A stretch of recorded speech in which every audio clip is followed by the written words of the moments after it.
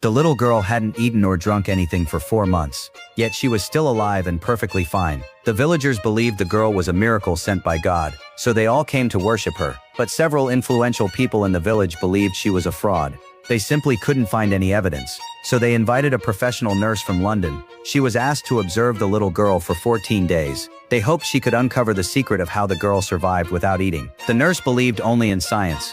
As soon as she heard about the case, she rushed to the girl's home. She performed a preliminary examination on the girl. She discovered that the girl was in excellent health. She looked nothing like someone who hadn't eaten for 4 months. So the nurse asked her how she stayed alive. The girl told her, "I don't need to eat. I live a manna from heaven." Later, while the nurse was eating, the girl even demonstrated how she received her heavenly nourishment. But the nurse still believed the girl had to be eating in secret. So the next day, she thoroughly searched the girl's home, but she couldn't find any food.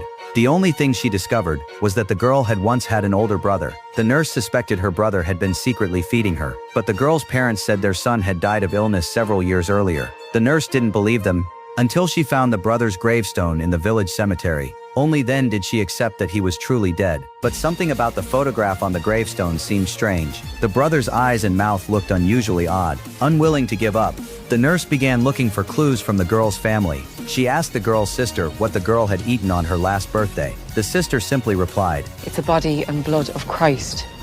The nurse knew the sister was brushing her off.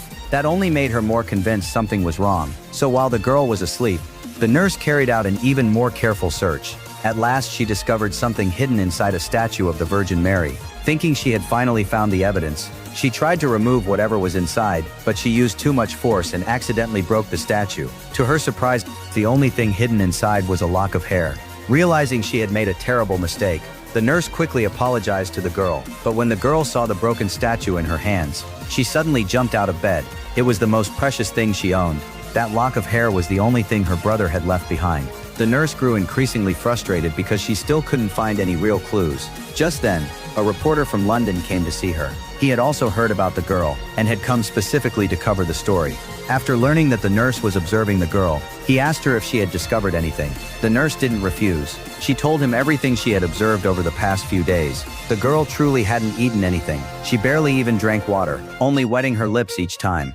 The reporter said he had seen plenty of unbelievable stories before, but he absolutely didn't believe the girl could survive without eating. He insisted that someone in her family had to be secretly feeding her. Inspired by the reporter's theory, the nurse found a new direction for her investigation. The very next day, as soon as she arrived at the girl's house, she ordered the entire family to leave. She also made a strict rule: no one except